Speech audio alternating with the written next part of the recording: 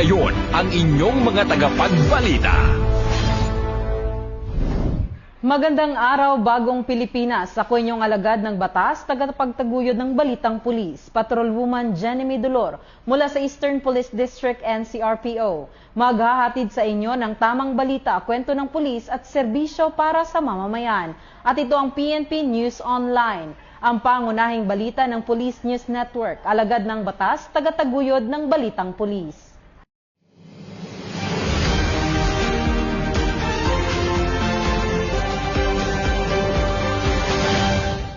Narito ang mga balitang hatid ng ating PNN correspondents mula sa iba't ibang panig ng bansa.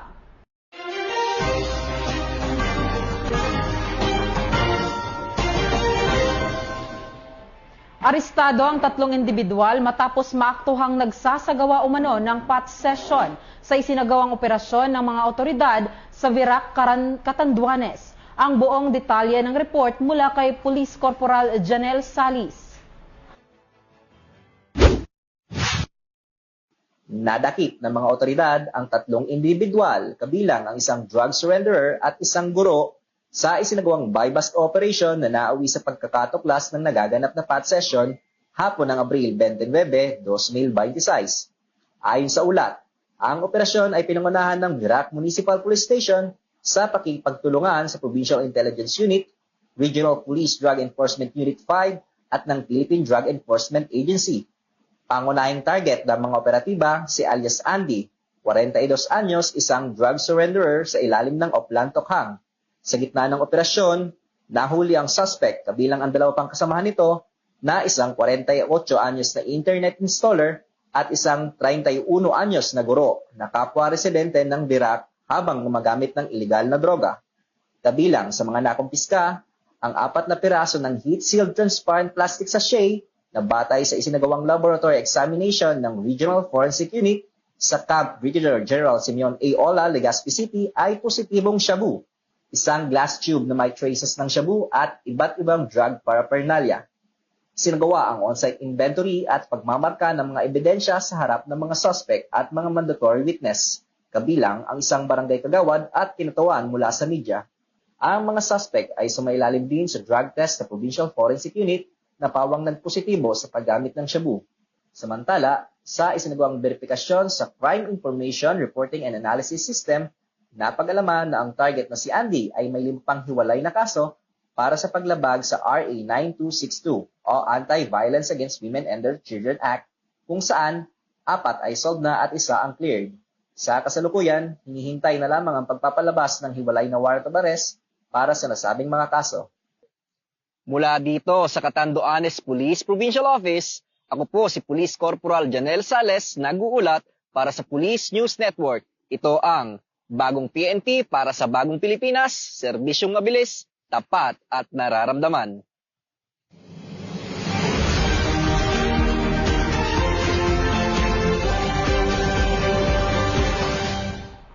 Naaresto ng mga otoridad ang tinuturing na #1 Provincial Most Wanted Person ng Catanduanes sa isinagawang manhunt operation ng Quezon City. Ibabalita yan ni Police Master Sergeant Shalare Marie Melendez. Sa Barangay Holy Spirit, Quezon City na natunton at nadakip ng mga operatiba ng Catanduanes Police Provincial Office ang #1 Provincial Most Wanted Person ng Lalawigan matapos ang isinagawang joint police operation. Ang suspect na isang 20 anyos na lalaki ay naiulat na nagtago sa Metro Manila bago pa man opisyal na ilabas ang mga warrant laban sa kanya. Based on information received by this office from our BIN, that said suspect was cited at Barangay Holy Spirit, Quezon City. Agad na ikinasa ng Panganiban Municipal Police Station sa ilalim ng pamumuno ni Acting Chief of Police, Police Captain Marlon M. Dungkilab, katuwang ang Catanduanes 2nd Provincial Mobile Force Company sa pamumuno ni Acting Force Commander Police Major Lester B. Kililan, ang isang operasyon kasunod ng natanggap na impormasyon tungkol sa kinaroroonan ng suspect. Nakipag-ugnayan din ang Catanduanes Police sa Holy Spirit Police Station 14 ng Quezon City Police District sa ilalim ng pangangasiwa ni Station Commander Police Lieutenant Colonel Jeffrey R. Gamboa kung saan matagumpay ngang natunton ng mga operatiba ang suspect. With the help of our counterpart from Station 14, UCPD, and with the help of Provincial Intelligence Unit and Catanduanes Second Team C, with the guidance of our Provincial Director, Police Colonel Elmer Sereno, that lead to the arrest of the said suspect. Batay sa warrant of arrest, nahaharap ang suspect sa patong-patong na kasong kriminal, kabilang ang 4 counts ng statutory rape na may criminal case numbers 11796 hanggang 11799 dahil sa pang-aabuso sa isang 17 anyos na biktima. Walang piyansa para sa nasabing kaso. Mayroon din siyang isa pang kaso dahil naman sa paglabag sa Section 5I ng Republic Act 9262 o Anti-Violence Against Women and Their Children sa ilalim ng criminal case number 11795 na may inirekomendang piyansa na 2,000 piso. Samantala, base sa isinagawang verifikasyon sa Crime Information Reporting and Analysis System o CIRAS, ay natuklasan mayroon pa siyang hiwalay na kaso ng qualified trespass to dwelling na may inirekomendang piyansa na 18,000 piso. Binasahan ang suspect ng kanyang karapatan sa ilalim ng konstitusyon matapos ang pag-aresto bago dinala sa Quezon City General Hospital para sa physical at medical examination. Isinailalim din siya sa booking procedure at ibinahay pabalik sa probinsya para sa kauklang disposisyon at pagpipresenta sa hukuman. Mula dito sa Catanduanes PPO, ako po si Police Master Sergeant Shally Meliendez nag-uulat para sa Police News Network. At ito ang bagong PNP para sa bagong Pilipinas, serbisyong mabilis, tapat at nararamdaman.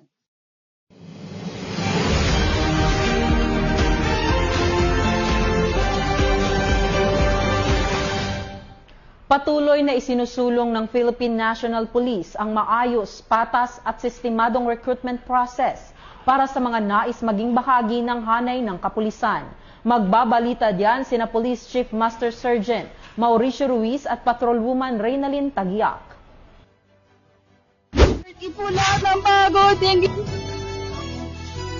So updates muna tayo para sa PNP Recruitment 2026. Siyempre partner, alamin natin yung mga pumasa sa BMI at saka sino yung magpe-perform para sa physical agility test ng 2026 quota. So sino nga ba yung ating bagong PRSU NCR? Okay, makakausap po natin si Police Colonel Arnel De Jesus. Siyempre, ang NAPOLCOM representative na si Attorney Ray Delgado. Alamin po natin ang kanyang mensahe para sa ating mga applicant ngayong recruitment 2026. Sa palagay niyo po, nakapaghanda ba yung ating mga police applicants ngayong 2026? So far sa observation ko, mayroon namang hindi talaga nakapaghanda kasi yung may mga nagbabagdown pa rin sa agility natin. Pero sa nakikita ko, ito yung mga first timer. Yung mga talagang nag-excel talaga sa agility ay yung mga second timer o talagang may pinagandaan talaga nila sa darating nitong recruitment. So sir, sa kabuuan sir, ilan po ba yung pumasa sa ating body mass index sir? So sa kabuuan natin, mayroon tayong 2,132. Sama dito yung regular at saka attrition quota. So sir, doon naman po sa physical agility test, ilan po yung kabuuan na nag-perform na mga pumasa galing po sa BMI sir? So far kasi ang natapos pa lang ngayon ay yung yung regular. So mayroon tayong 416 na pumasa doon sa sa agility nila. Ngayon pa lang magi-start din yung Southern Police District. So matatapos ito ngayong araw, yung kabuuan ng mga Southern Police District. Gusto kong pasalamatan dahil full force kami dito. Nandito yung presence ni Vice Chairman, si Attorney Delgado, Vice Chairman namin sa Regional Screening Committee. Nandito rin yung full force din yung mga RMDO. So nandito rin yung taga-RMFB na nakadiay sa atin para tumulong, para mag-assist dito, mag-facilitate sa amin. So taga-IMIG, andito rin yung taga-IMIG kasi kailangan din yung presence sa mga taga-IMIG para makita nila yung performance o yung mga pag may negative pa silang nakikita at least nakakapag salita sila. Ako po, si Police Chief Master Sergeant Mauricio Bonilla Ruiz. At ako naman po si Patrolwoman Ronalyn Tanggiak. Alagad ng batas, tagataguyod ng balitang pulis. Lilingkod sa bawat Pilipino at magbibigay ng tamang impormasyon para sa tahimik at maayos na Pilipinas. Police News Network, alagad ng batas, tagapagtaguyod ng balitang pulis.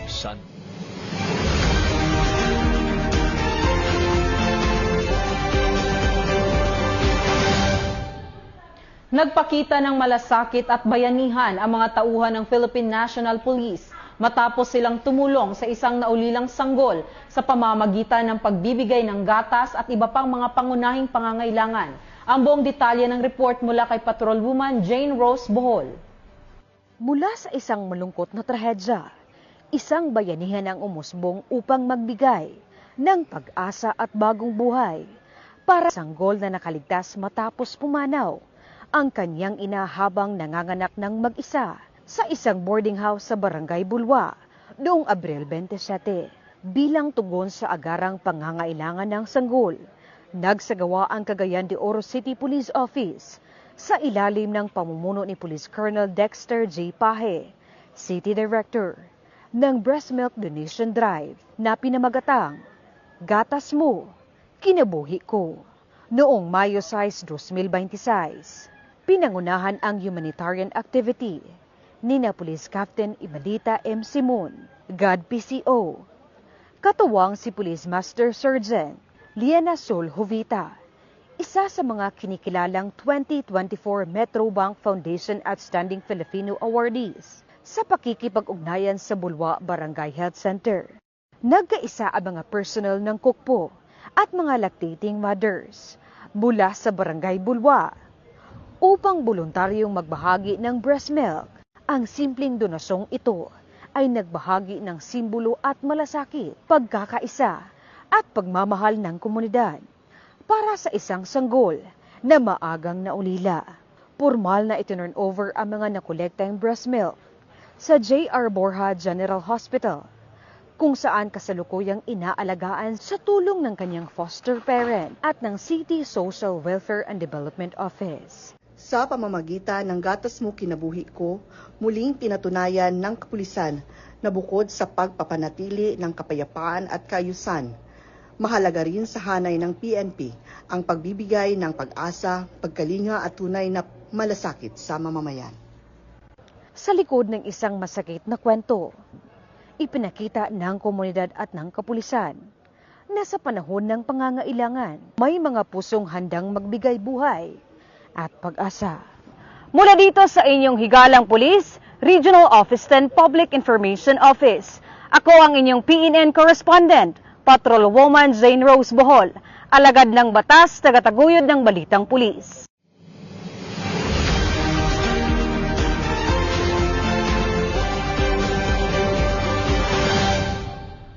Natagpuan sa baybayin ng Rizal, Palawan ang mga pakete ng hinihinalang cocaine na tinatayang nagkakahalaga ng 20 million pesos ayon sa ulat ng mga otoridad. Ang buong detalye ng report mula kay Patrolman Don Brosas.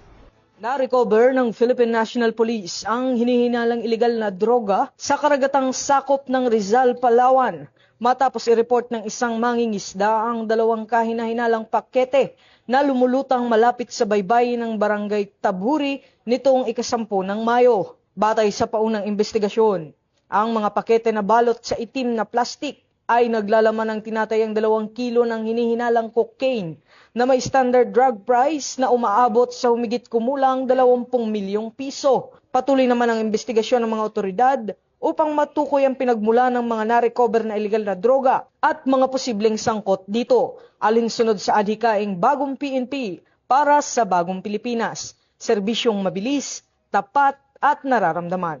Mula rito sa PNP National Headquarters, ako ang inyong PNN correspondent, Patrolman Don Brosas, alagad ng batas, tagataguyod ng balitang pulis.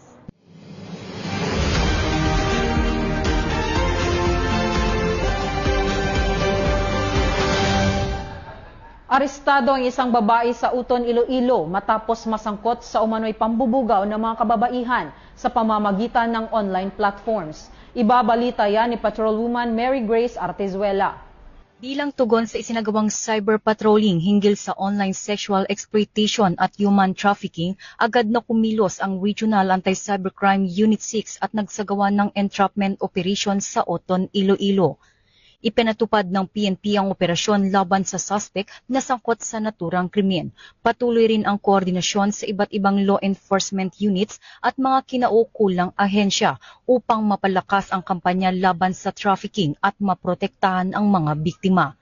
Sa operasyon na aresto ang isang 23 anyos na babae at nailigtas ang 3 biktima. Patunay ito ng mabilis na aksyon ng PNP para sa kaligtasan at kapakanan ng publiko. Hinihikayat ng PNP ang lahat na maging mapagmatsyag sa mga kahina-hinalang online na aktibidad at makipag-ugnayan sa pinakamalapit na impilan ng pulisya sa opisyal na communication channels ng PNP. Ito ang PNP para sa bagong Pilipinas, serbisyong mabilis, tapat at nararamdaman. Mula dito sa Campo Crame, ako ang inyong PNN correspondent, Patrolwoman Mary Grace Artizuela, nagbabalita para sa Police News Network, alagad ng batas, tagataguyod ng balitang pulis.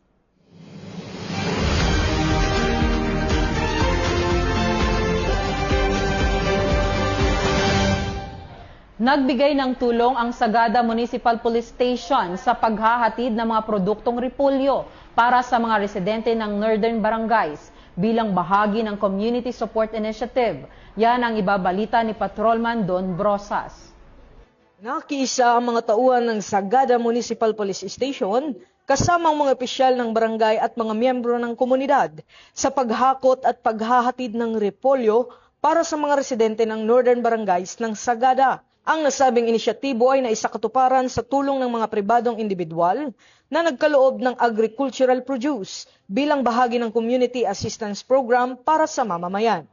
Sa pamamagitan ng pagtutulungan ng kapulisan, barangay officials at komunidad, naging maayos ang distribusyon ng mga gulay sa mga benepisyaryong residente sa lugar. Ayon sa PNP, ang naturang aktibidad ay bahagi ng PNP Focus Agenda sa ilalim ng Active Community Support na nagpapalakas sa bayanihan at pakikipag-ugnayan ng kapulisan sa komunidad. Patuloy namang isinusulong ng Philippine National Police ang serbisyong may malasakit sa ilalim ng adhikaing bagong PNP para sa bagong Pilipinas, serbisyong mabilis, tapat at nararamdaman.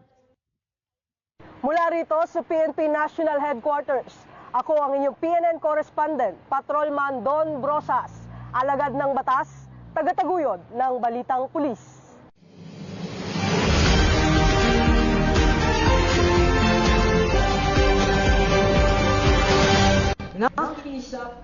At yan ang mga balitang nakalap ng ating mga PNN correspondents mula sa Luzon, Visayas at Mindanao. Para sa mas malawak at mabilis na ulat ng mga balita, huwag kalimutang mag-like, follow and share sa aming official social media accounts ng Police News Network. Tutok lang sa aming YouTube channel para sa mga live stream at replays at i-follow kami sa X account para sa mga real-time updates at Facebook account ng Police News Network. Manatiling mapagmatyag at laging alam ang totoo. Sa ngalan ng pamunuan ng Philippine National Police, sa pangunguna ni Chief PNP Police General Jose Melencio Nartates Jr. at sa pamumuno ni President Ferdinand Bongbong Marcos Jr., kami ay maglilingkod sa bawat Pilipino at magbibigay ng tama at balansing balita. Mula rito sa tanggapan ng tagapag-ugnay ng Pambansang Pulisya, ako ang iyong alagad ng batas, tagataguyod ng Balitang Pulis, Patrolwoman Jenny May Dolor mula sa Eastern Police District NCRPO. Maghahatid ng tamang balita, kwento ng pulis at serbisyo para sa mamamayan. At ito ang PNP News Online, ang pangunahing balita ng Police News Network. At ito ang bagong PNP para sa bagong Pilipinas. Serbisyong mabilis, tapat at nararamdaman.